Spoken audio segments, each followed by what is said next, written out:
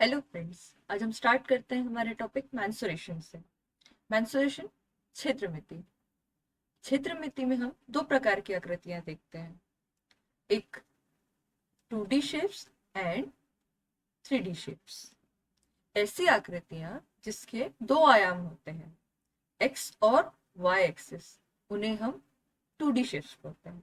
आज हम इस वीडियो में 2D शेप्स के बारे में पढ़ेंगे। देन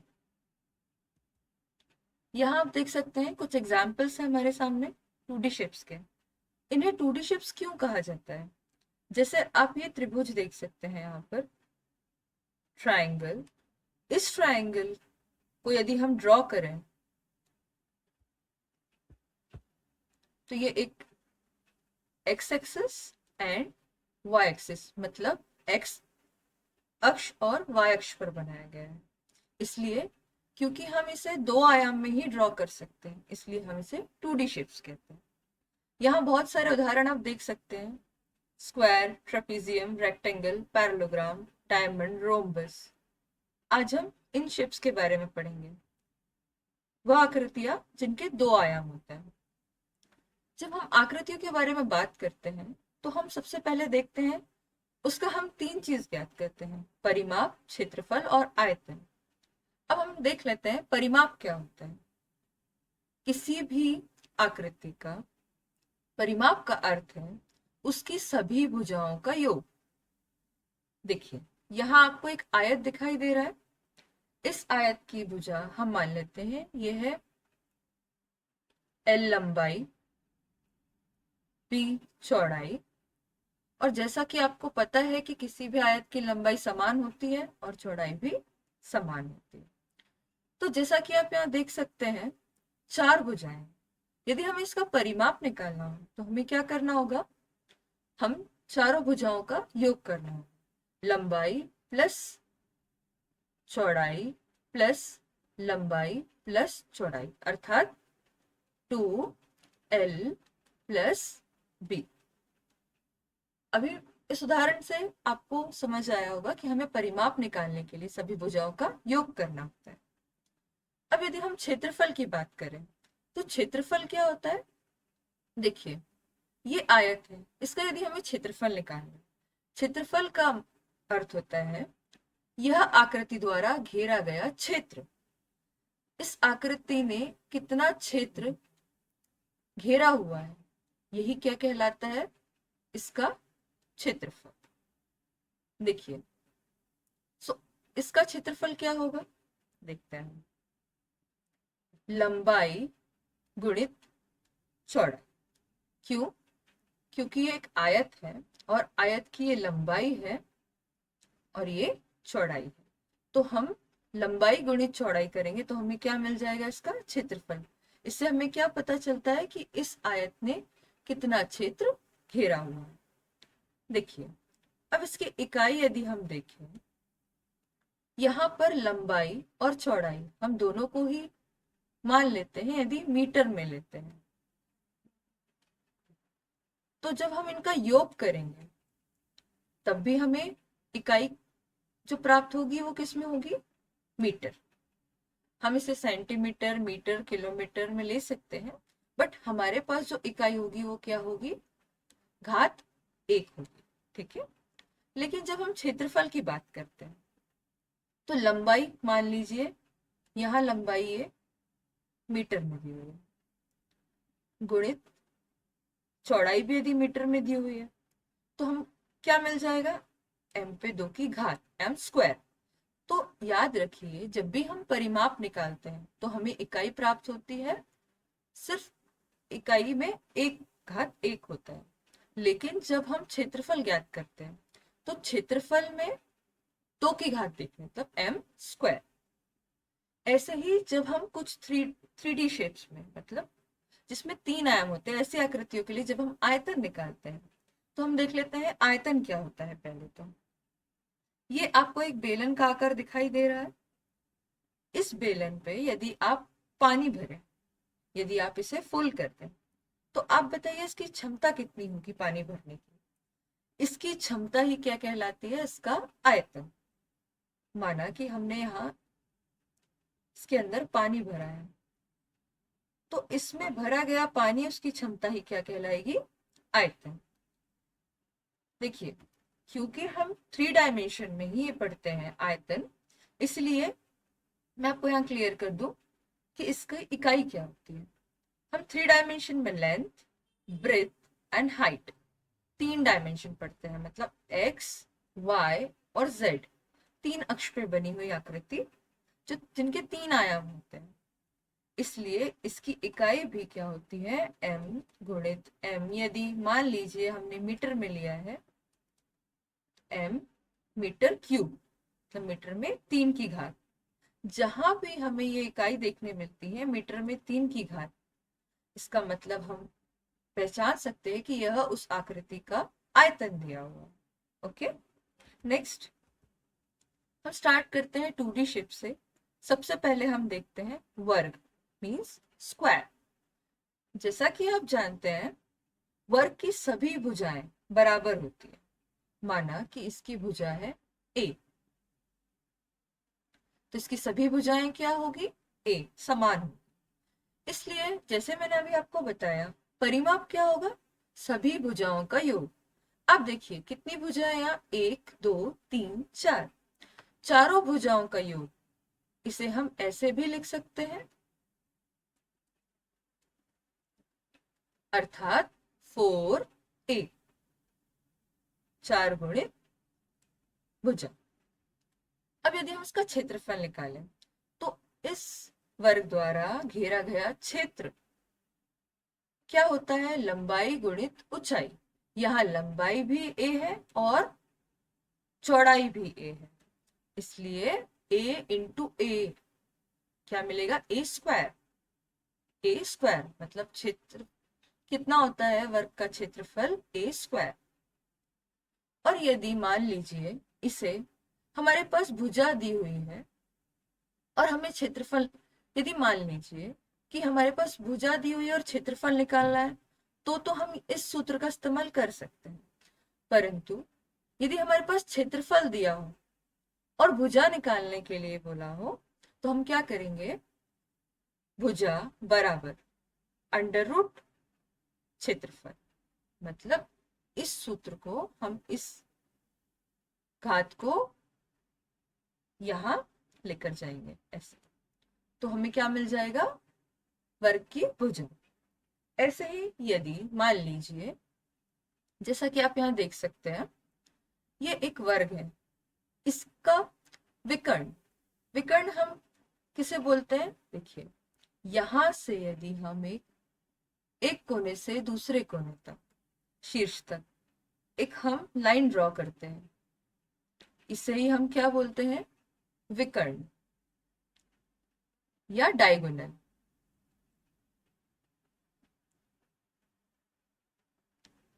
मान लीजिए ये है D1 और ये है D2।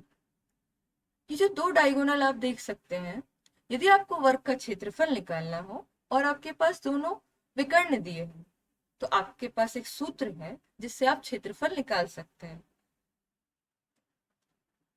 D1 गुणित D2, मतलब दोनों विकर्णों का गुणनफल बटे 2।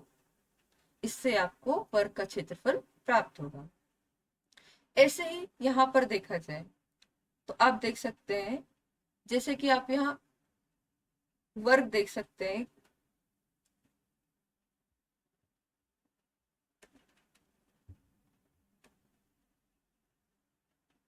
देखिए यहाँ पर आप देख सकते हैं, यदि वर्ग का विकर्ण निकालना हो और हमारे पास भुजा दी हुई है, तो हमारे पास क्या सूत्र है? √2a या a√2। ओके, और यदि हमारे पास वर्ग का क्षेत्रफल दिया हो और उसके विकर्ण, उसका विकर्ण निकालने के लिए कहा जाए, तो √2 गुणित वर्ग का क्षेत्रफल।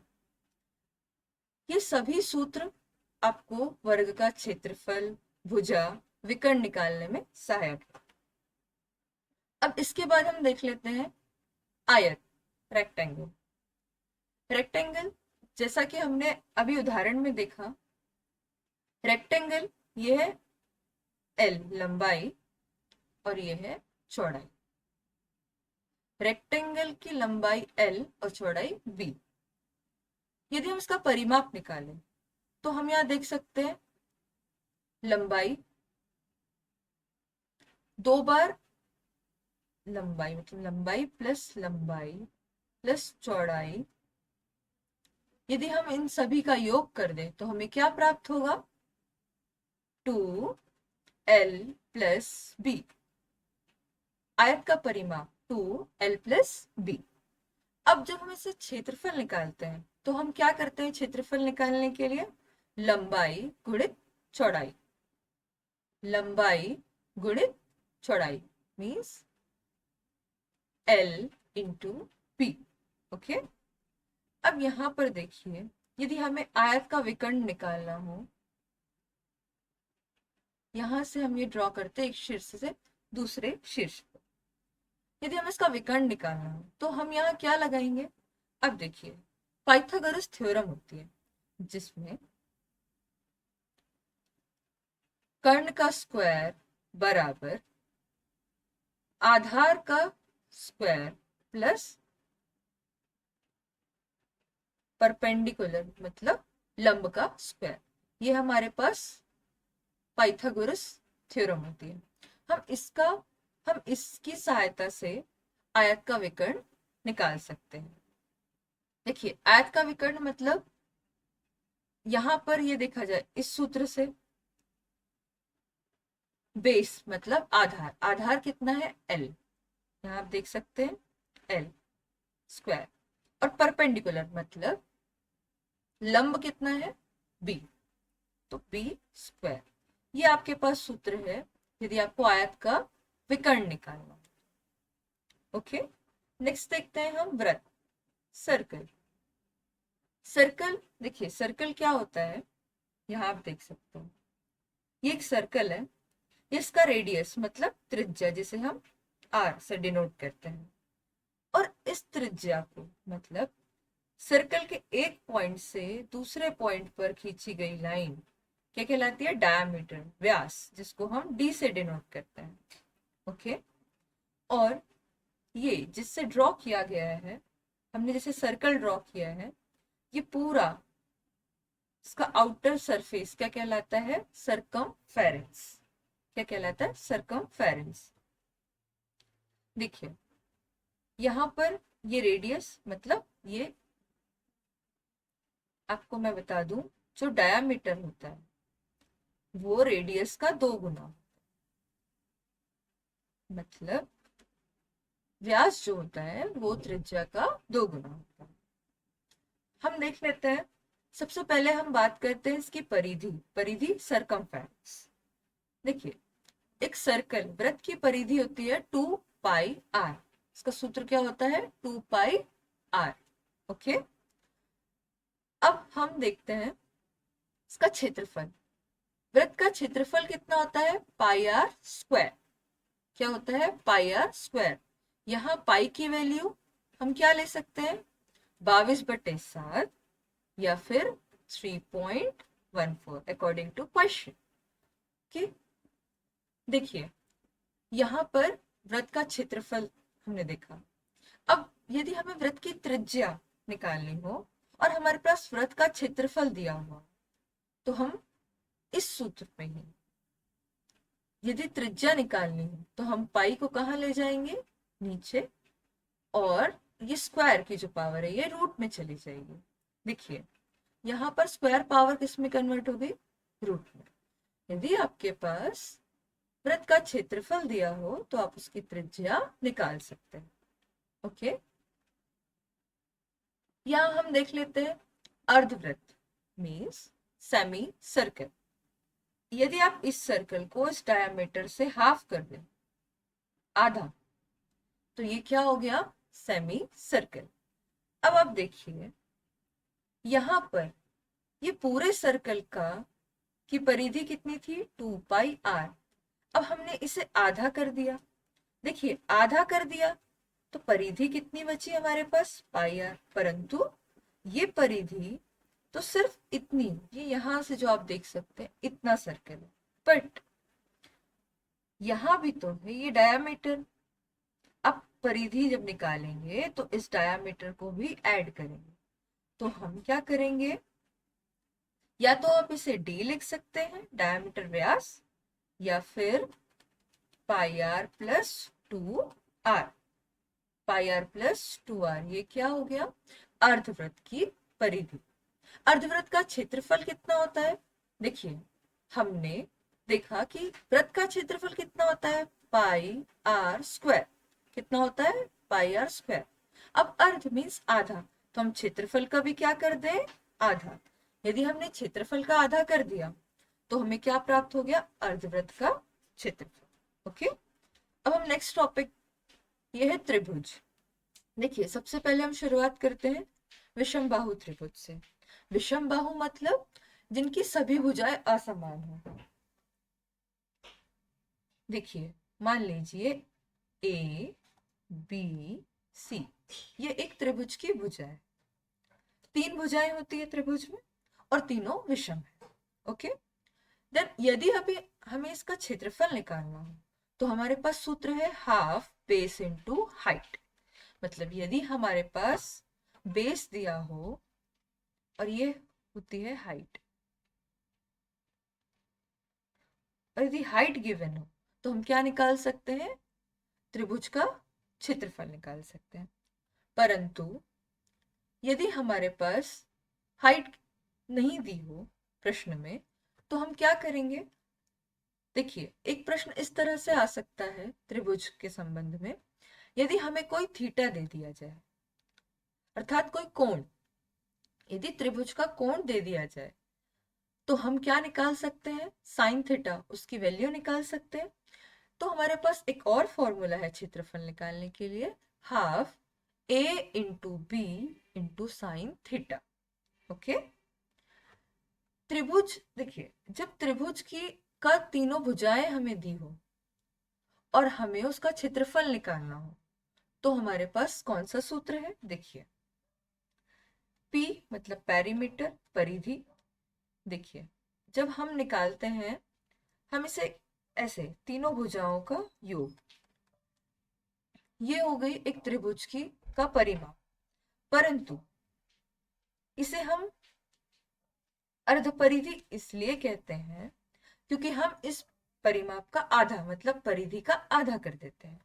अब हमने इसे आधा क्यों किया, देखिए एक्चुअली हम इसे एस से डिनोट करते हैं, मतलब सेमी पेरीमीटर, अर्ध परिधि।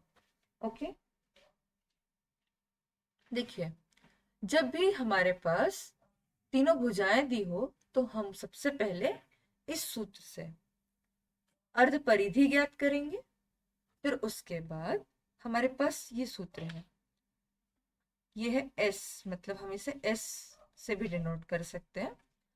एस अर्ध परिधि, जो भी आया है उससे पहली भुजा को घटा दे, दूसरी भुजा को घटा दे और तीसरी भुजा का, और सभी का गुणनफल, उसका स्क्वायर रूट मतलब वर्गमूल। तो हमें क्या प्राप्त हो जाएगा, क्षेत्रफल, हमें क्षेत्रफल प्राप्त हो जाएगा। ओके, नेक्स्ट हम आते हैं आइसोसेलेस ट्रायंगल, सम द्विबाहु त्रिभुज। फॉर एग्जाम्पल देखिए सम द्विबाहु, द्विबाहु मीन्स जिसकी दो भुजाएं समान हो। मान मान लीजिए इसकी, इस त्रिभुज की दोनों भुजाएं समान है और इसे बी मान लेते हैं। देखिए यदि हमें इस त्रिभुज का क्षेत्रफल निकालना हो तो हमारे पास सूत्र है आधार गुणित ऊंचाई बटे 2। ओके, यदि हमारे पास ऊंचाई ना दी हो, हमारे पास भुजाएं दी हो, तो हम दूसरा क्षेत्रफल का सूत्र लगा सकते हैं, a बटे 4 under root 4b square minus a square, जहां b एक भुजा है और a समान भुजा। ओके, और यदि हमारे पास दूसरी भुजा ना दी हो, मतलब अर्थात b हमारे पास ना हो और हाइट भी ना दी हो, तो हमारे पास एक तीसरा सूत्र है जिससे हम क्षेत्रफल ज्ञात कर सकते हैं, हाफ साइड स्क्वायर। ये वह भुजा है जो समान है अर्थात a और थीटा गिवन है। मतलब एक कोण गिवन, कोण दिया हुआ, तो हम उससे साइड स्क्वायर गुणित साइन थीटा बटे 2, इससे हम इसका क्षेत्रफल प्राप्त कर सकते हैं। देखिए परिमाप, यदि हमें इसका परिमाप निकालना है तो आप देखिए a प्लस बी, ओके, तीनों भुजाओं का योग अर्थात 2a plus B, okay. Next equilateral triangle means समबाहु त्रिभुज, ऐसा त्रिभुज जिसकी सभी भुजाएं समान होती है। आप देख सकते हैं इस त्रिभुज की सभी भुजाएं समान है।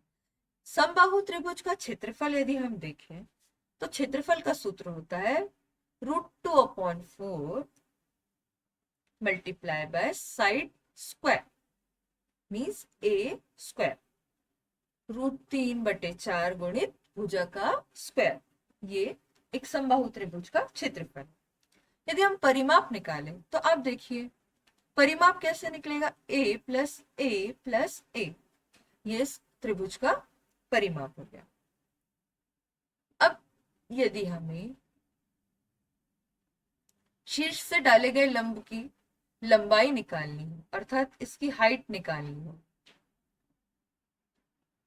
h, तो हम क्या कर सकते हैं, √3/4 इंटू साइड, यदि हमारे पास साइड गिवन है, भुजा दी हुई हो, तो हम इस सूत्र के अनुसार इसकी हाइट ज्ञात कर सकते हैं, मतलब लंबाई ज्ञात कर सकते हैं। समबाहु त्रिभुज के अर्धवृत्त की त्रिज्या, इसके लिए हमारे पास सूत्र है a/2 गुणित 3, मतलब √3a/2, okay. Next question, sorry next triangle, समकोण त्रिभुज, एक ऐसा त्रिभुज जिसका एक कोण समकोण मतलब 90 डिग्री हो, ओके। देखिए 90 डिग्री है ये, इसका हमें यदि क्षेत्रफल ज्ञात करना तो हम क्या करेंगे, हमारे पास सूत्र है त्रिकोण त्रिभुज के लिए हाफ बेस इनटू हाइट, तो आप इस सूत्र के अनुसार क्षेत्रफल निकाल सकते हैं। अब यदि हमें इसका परिमाप ज्ञात करना हो तो आप मान लीजिए ये भुजा है ए, बी और ये सी, तीनों भुजाओं का योग ही क्या होता है, परिमाप होता है। तो आप देखिए तीनों भुजाओं का आपने योग किया तो आपको परिमाप प्राप्त होगा।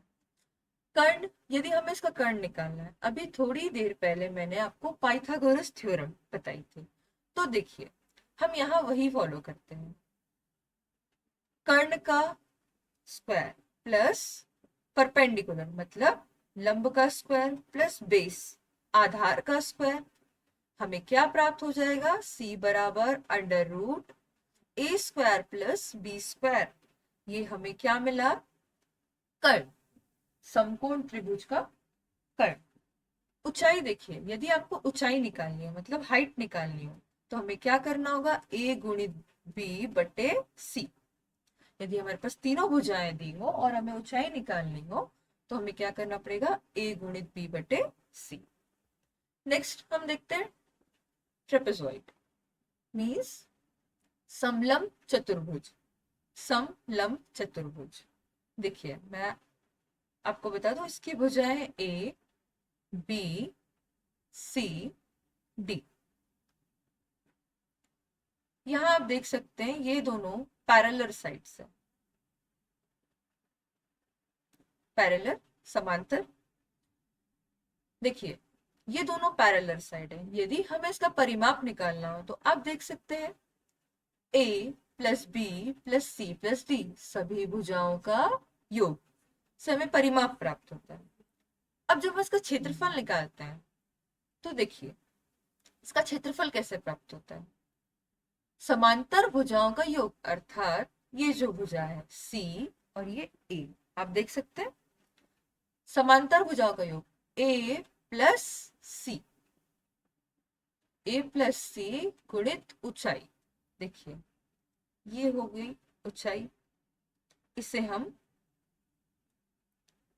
समलंब चतुर्भुज की ऊंचाई, ये है ऊंचाई, ओके, बटे 2, मतलब यदि हमें समलंब चतुर्भुज का क्षेत्रफल निकालना हो तो समांतर भुजाओं का योग गुणित ऊंचाई बटे 2।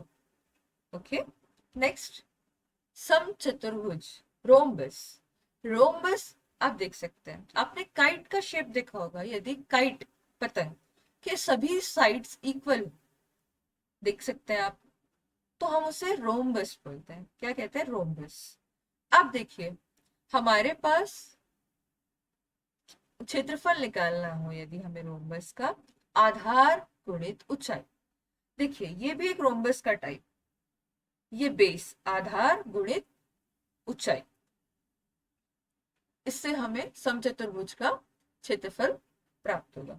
समचतुर्भुज का क्षेत्रफल यदि हमें निकालना हो और हमारे पास विकर्ण दिया हो, देखिए ये D1 पहला विकर्ण, D2 दूसरा विकर्ण, इससे भी हम समचतुर्भुज का क्षेत्रफल प्राप्त कर सकते हैं।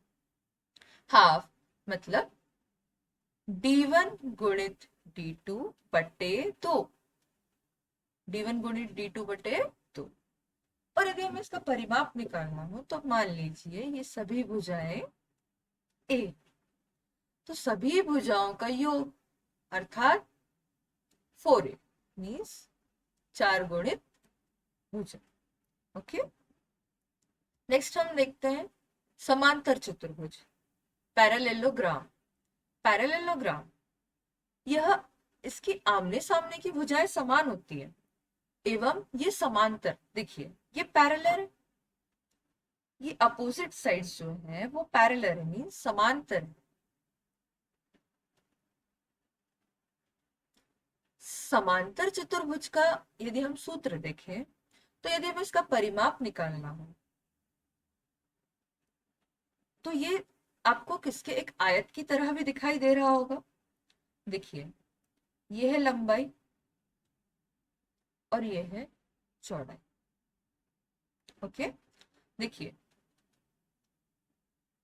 लंबाई प्लस चौड़ाई प्लस लंबाई प्लस चौड़ाई मीन्स 2L प्लस B।